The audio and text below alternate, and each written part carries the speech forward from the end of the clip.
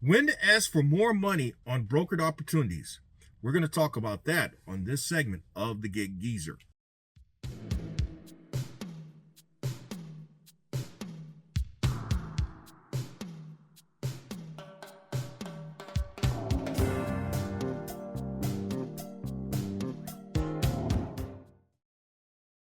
If this is your first time checking out the Gig Geezer, if you're a returning visitor of the Gig Geezer, thanks for coming by.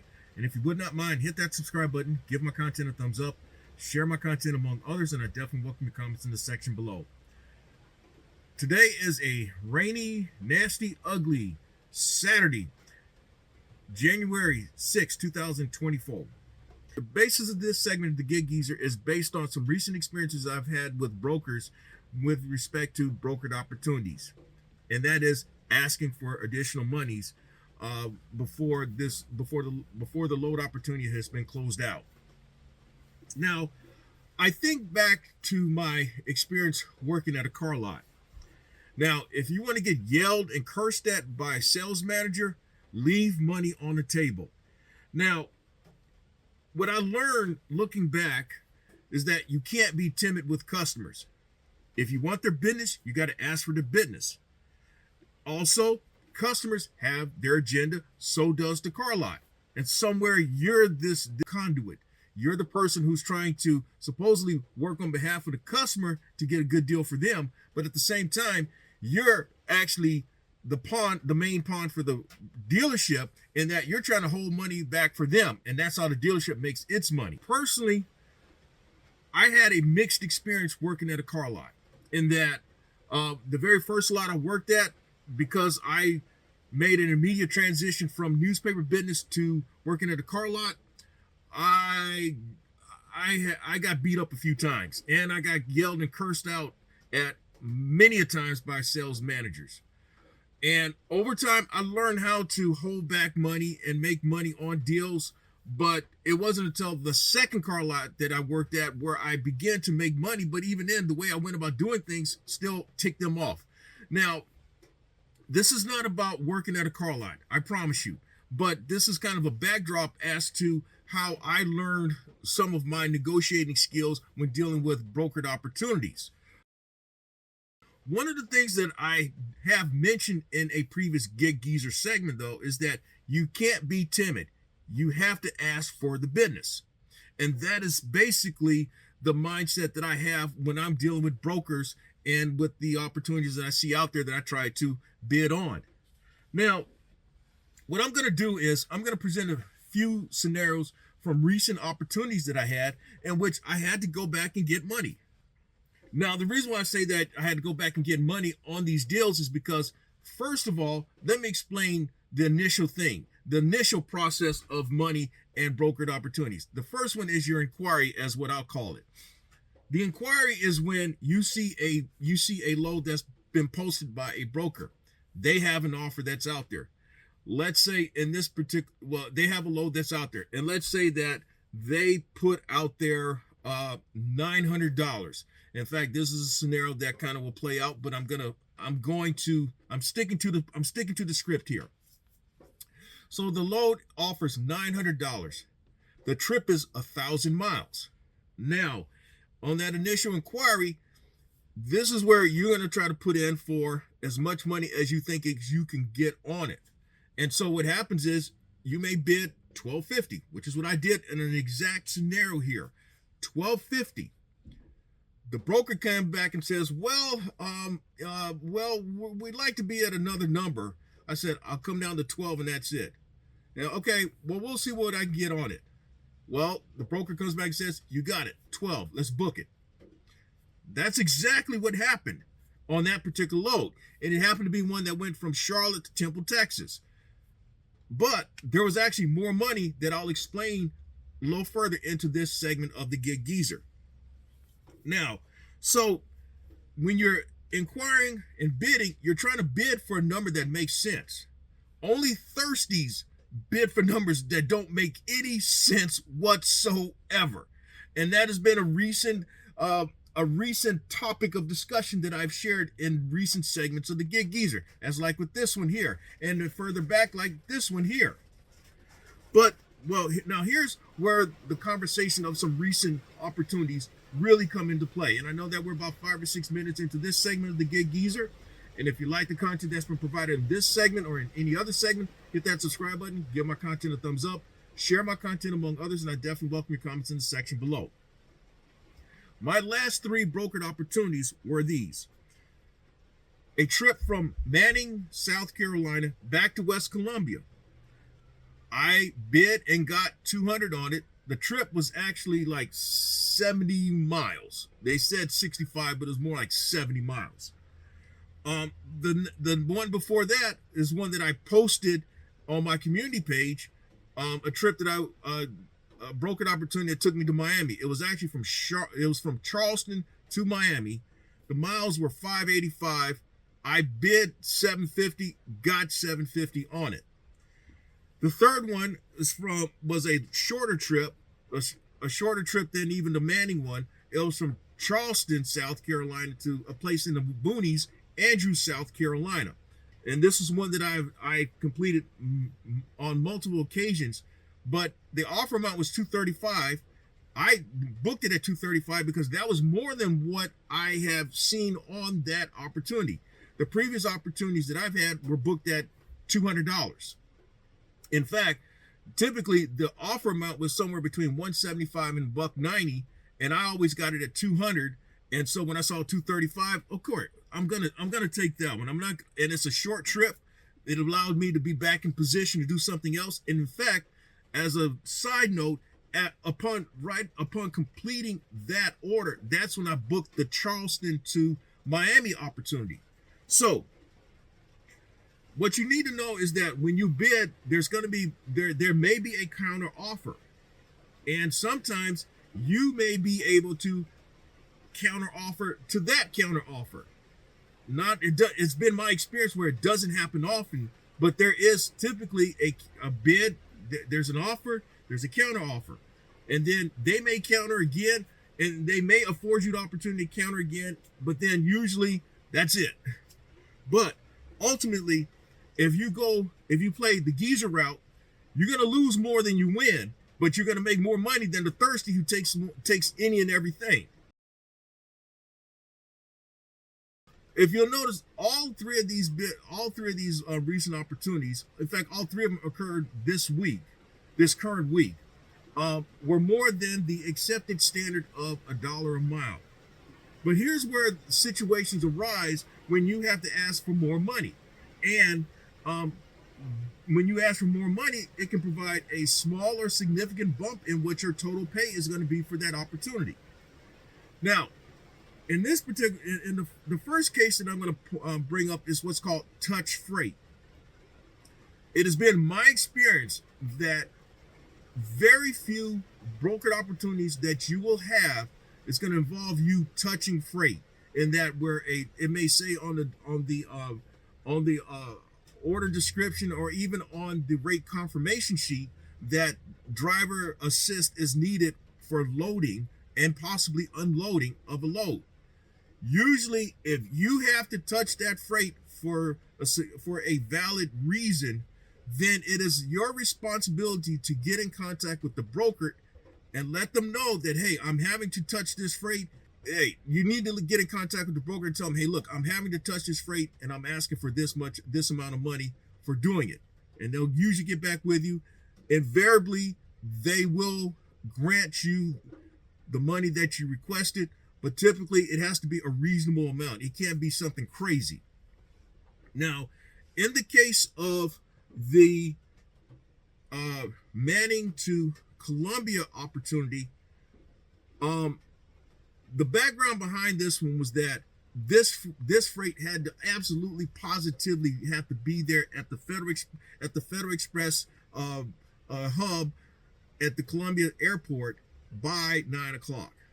I got there at the buzzer, literally at 9 o'clock, and I was able to. Fortunately, they still had not loaded the plane, although it was about ready to be closed up and go out. The pilots had not showed up yet. That was the main thing. The pilots had not yet showed up for that flight. But what had to happen was they called and asked me, look, is this somewhere we can get somebody to come out with a forklift and take it around, or is it something that's small enough where we can bring it in through the front? Well, it was small enough in the sense that the size of the actual item to be shipped was one that could be brought in, and it was light enough in the sense that it could be carried inside through the front office, and that's exactly what happened here. And but in the interest of time, I didn't have time to contact the broker and say, hey, y'all, look, I got to do this, and this. No, it was, okay, I'll help you carry it into the office, and then we put it onto that cart, which, again, I show here. And then I got in contact with the broker and say, hey, look, I'm asking for, I sent an email, and then I called as a follow-up saying that, hey, I think $50 is a reasonable amount to ask for touch freight on this.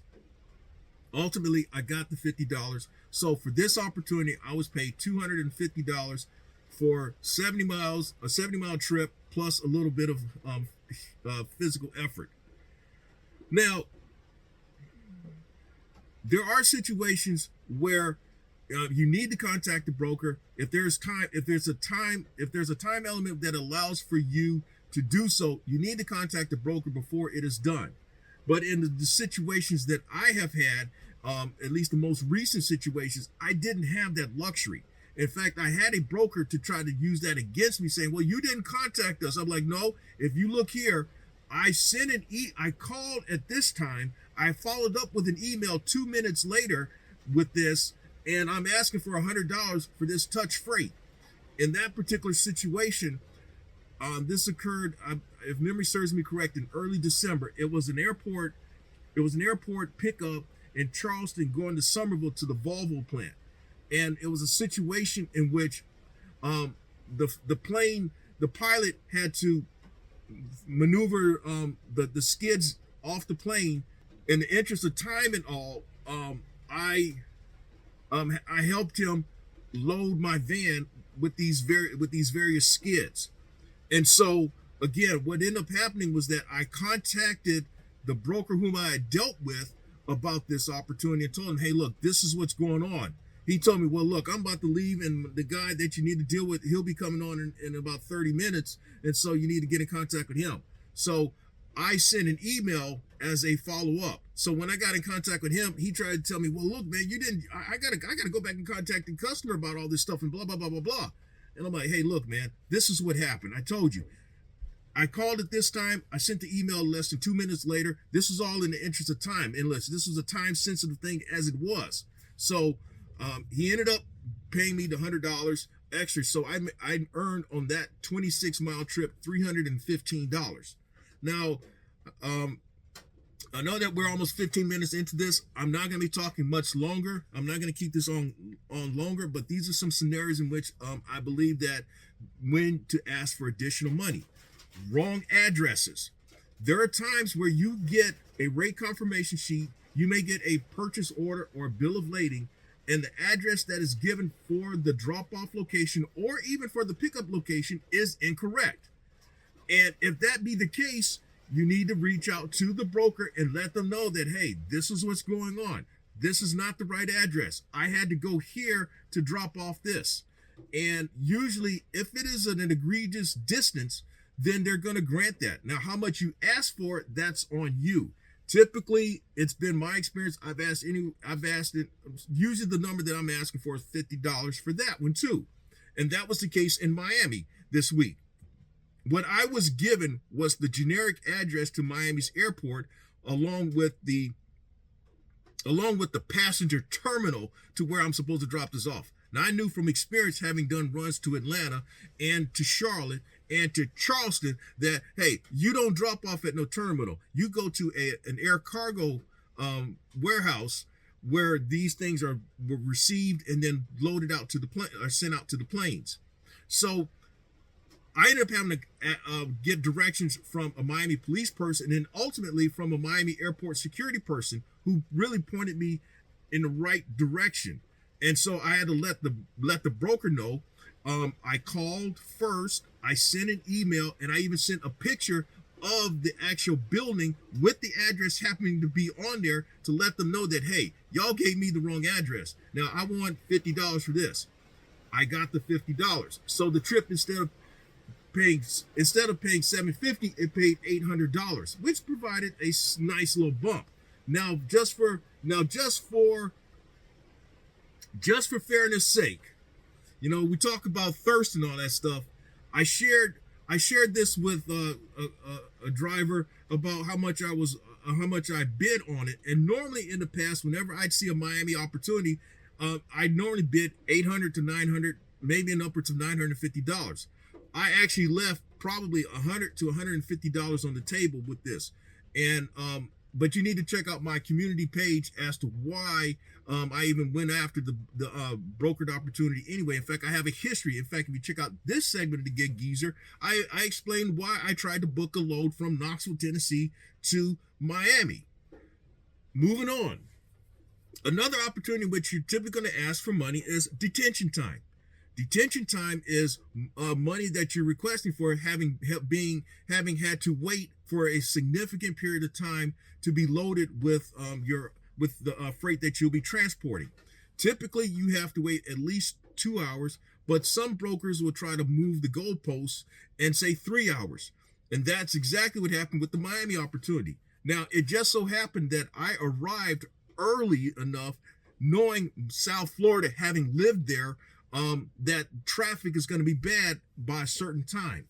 And so it helped that I arrived early to know exactly where I needed to go, since I was not comfortable with the address that was given, knowing that that was a generic address.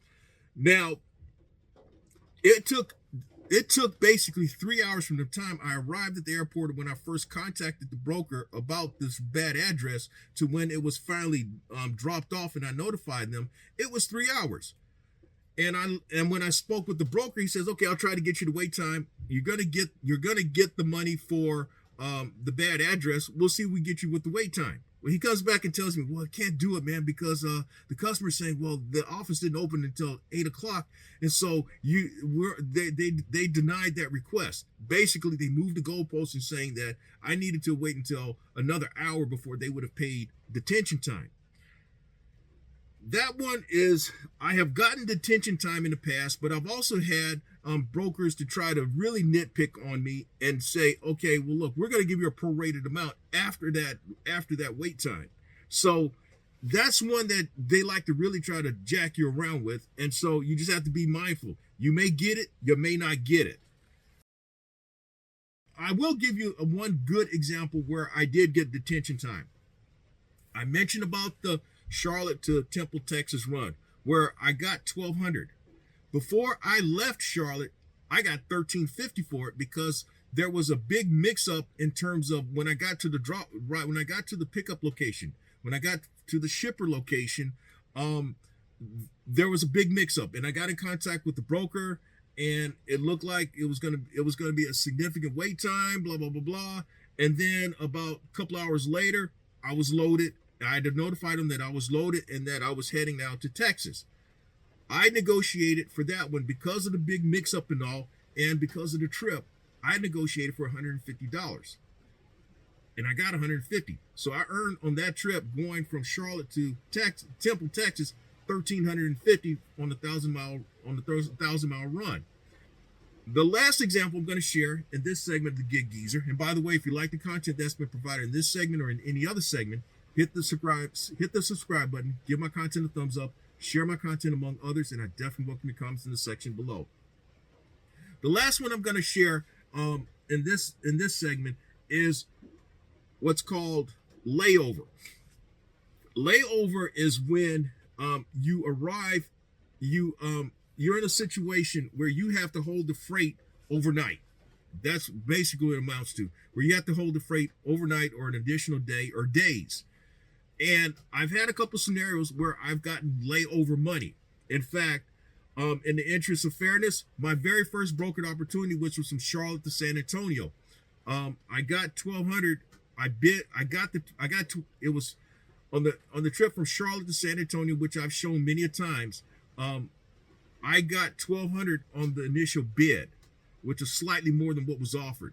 However, because when I arrived in San Antonio that evening, they knew that I was not going to be able to drop it off at the Henry Gonzalez Convention Center. So they said, we'll pay you for layover, which you know that you're gonna have to drop off in the morning. So that was an additional $250. So I got paid over $1,400 on that opportunity.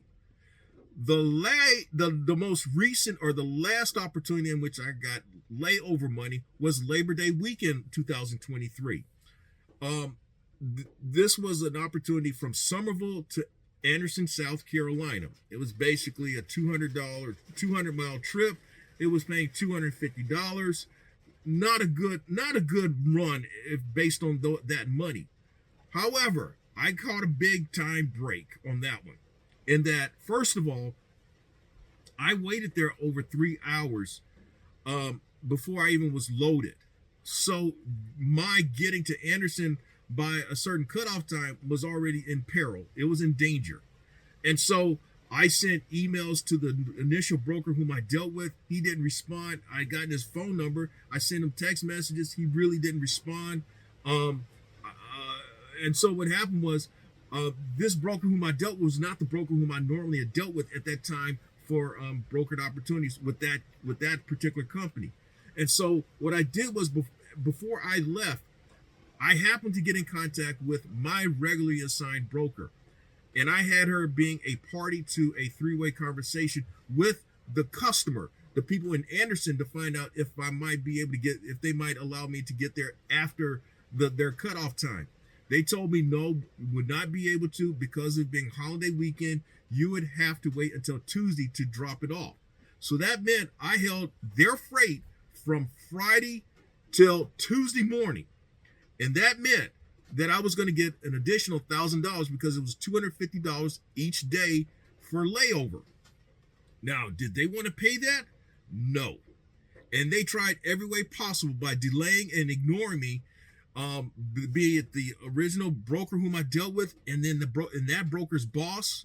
And what I ended up having to do was go above the second broker, the broker's boss, her boss, to get some things happening.